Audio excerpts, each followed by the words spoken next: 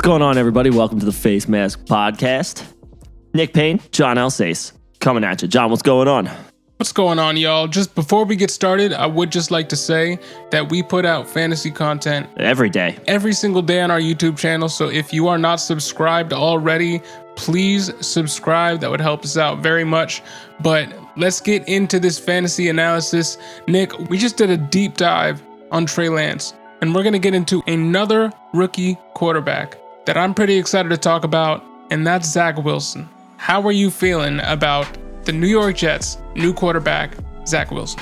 The Jets find themselves in an interesting situation because they had Trevor Lawrence in their back pocket, and then they went and won a couple of games, meaningless games, somewhere in the doldrums of their season, and fell out of those sweepstakes. But Zach Wilson was the consolation prize and had himself a pretty good offseason. Right, there was no combine this year. His pro day went off pretty well. Everybody was foaming at the mouth over a couple of those throws that he made. He absolutely, has that big arm.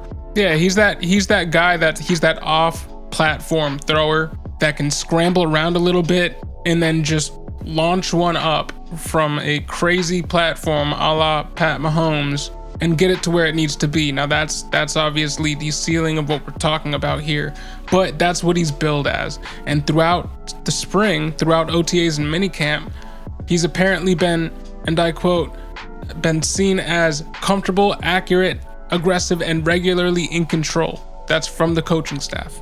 These are positive words. Good job, Jets. The coaching staff also came out and said, West Coast offense is made for guys who are good short, intermediate route runners, and will help Zach Wilson distribute the ball to playmakers and let them do the work for him. And they have a couple of pieces in this offense that set up well for that type of work. So it's interesting. The Jets, they were awful last year, but they kind of have it's not like an overall super impressive collection of talent, but it's a sneaky, deep crew of pass catchers that Wilson has. Signed Corey Davis as a free agent. That was their big name acquisition. They also signed Keelan Cole in free agency. And then Denzel Mims is a second-year player. Flashed a little bit, had some injury issues as a rookie, but he averaged, I think, 15 yards a catch as a rookie. So he flashed a bit as a playmaker. And then drafted Elijah Moore, who by all accounts is the other darling of OTAs. I say other if we're talking about Wilson, but I guess Moore is the one that's getting a lot of hype from the beat reporters of making plays in OTAs. So just to speak a little bit about these weapons, you're 100% correct in saying that this isn't the most spectacular wide receiving core, and that's highlighted by Davis. Right. In his best season, his breakout season, he was a high-end wide receiver 3. He had 984 yards and 5 touchdowns. Wide receiver 29. He had 5 100-yard games, and he was very efficient, 2.58 yards per route. That ranked 5th in the league. But still, in his best season, his breakout season, he was a high-end wide receiver 3. But they did go out and get Elijah Moore, and he is the most hyped wide receiver in this draft class. So far. You already just made a great video on him. Oh, well, thank you. But if we're going by what this coaching staff said, West Coast offense is made for guys that are good short and intermediate route runners. Right. That's him. And that's also a guy that they kept around in Jamison Crowder, who finished as the wide receiver 23 in points per game last season. His ADP is somewhere around 180. I do think he will still have a role in this offense as one of those guys that can do exactly what the coaching staff want in a West Coast offense. And because of that, I'm kind of fading Corey Davis and Keelan Cole and Denzel Mims, I have to admit. So, they're all very cheap, but if anything else, it's not a risky. There's a zero risk dart throw involved in all of them. But as far as Wilson goes, the West Coast offense should play perfectly to his strengths because, like you said, it's a lot of quick stuff at the line of scrimmage, or it's bombs, or it's everybody go. Like that's the West Coast offense. It's quick, short, quick, easy, short, fast decision making. Get 5 yards, get 8 yards, get 10, 11 yards here and there, and then boom, we hit you over the top for a 40-yard bomb. That's the West Coast offense, and Zach Wilson has the arm to make that happen. So at their cost, because every single Jet is cheap as far as the pass catchers are anyway. Like, you're talking about games where it's going to be hard to predict, but Zach Wilson really has a chance to. I think they're going to let him go long a lot this year. I think they're going to let him take his shots, take his lumps, learn a little bit. But so are the weapons spectacular in that front? Well, Mims flashed a little bit. But that's a little bit. The reports coming out of camp are that he's playing with the second team and that the coaching staff really doesn't like him.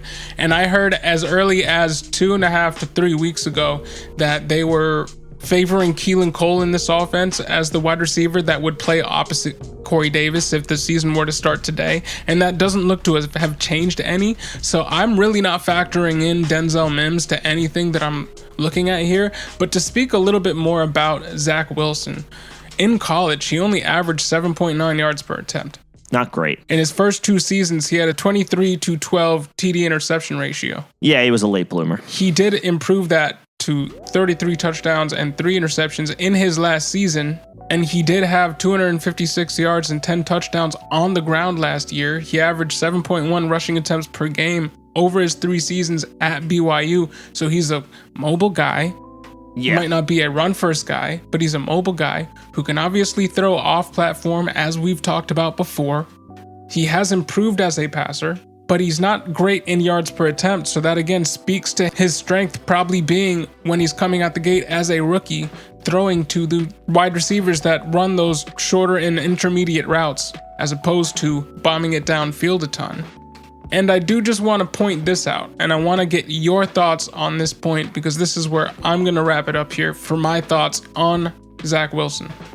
While I do think he's an exciting long-term prospect, and I know people are putting him over Mac Jones because they know he's going to start 16 games or 17 games. He played what was ranked as the 33rd easiest schedule out of 128 FBS teams. As you know, FBS, not known as the greatest competition in college football, and he was only pressured on 21% of his dropbacks.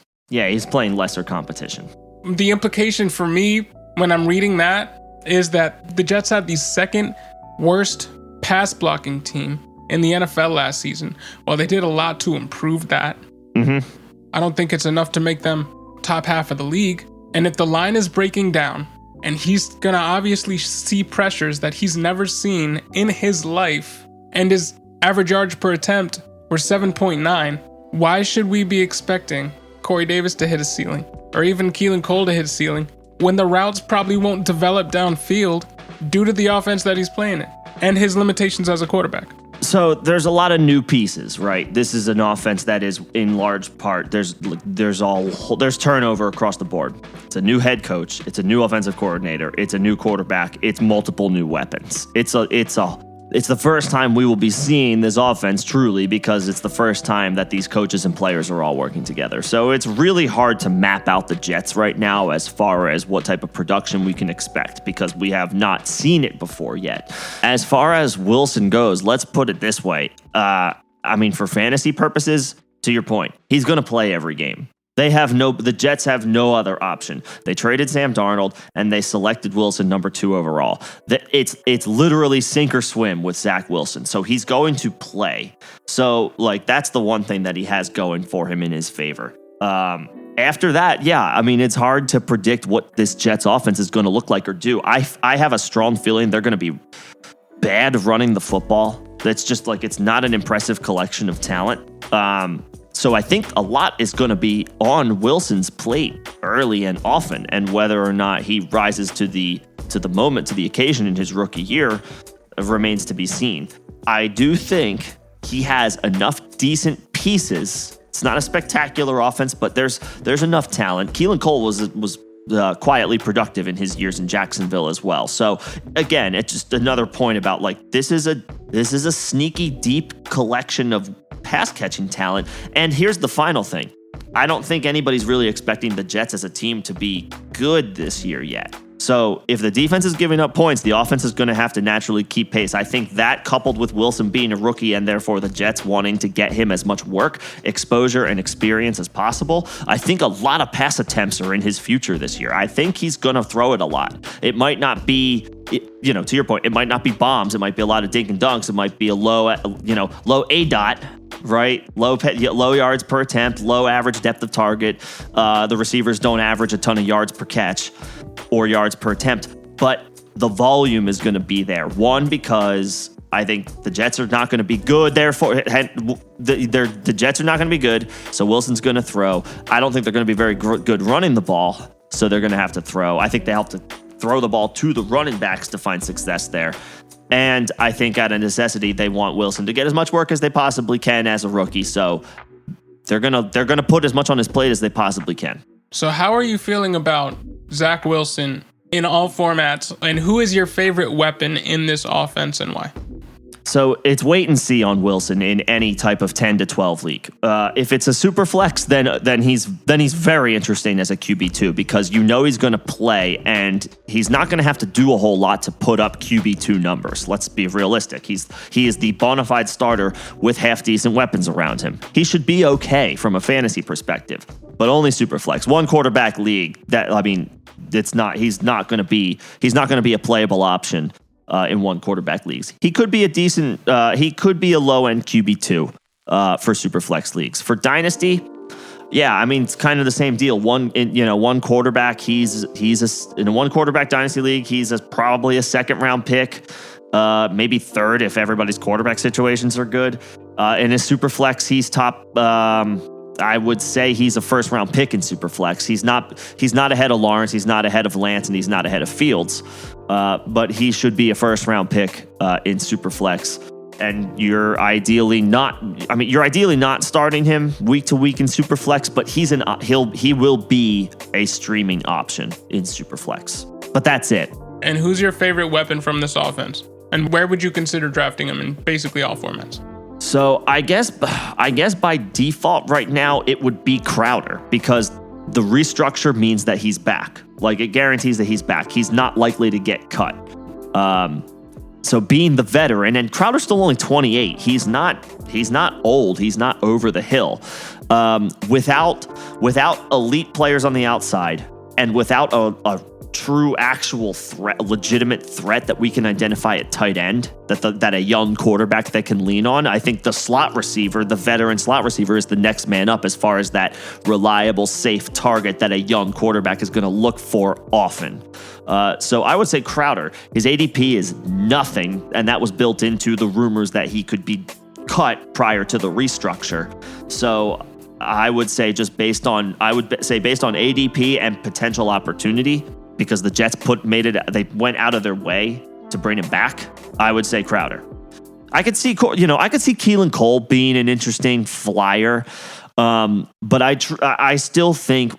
Corey Davis is obviously going to play a ton on the outside, and while I do think Keelan Cole is the inside track as the starter, I don't think Denzel Mims is dead, so to speak. I'm not crazy about any three of those guys. I would say they probably cannibalize each other. So I would say my second, if I had to identify a second guy, it would be Elijah Moore. And while he's the darling of OTAs, he's still a rookie, which is why I would inch Crowder over him. What do you guys think? What formats are you drafting Zach Wilson in and why? Put your thoughts in the comment section below. If you have any thoughts about what we said about any of the skill position players that are affected by Zach Wilson being there and starting from day one, put your thoughts in the comment section below as well. If you haven't subscribed, please hit that subscribe button. That would help us out very much, giving you fantasy content every day. Thank you for listening. This is the Face Mask Podcast. My name is John Alsace. I'm Nick Payne. Thanks for listening, y'all.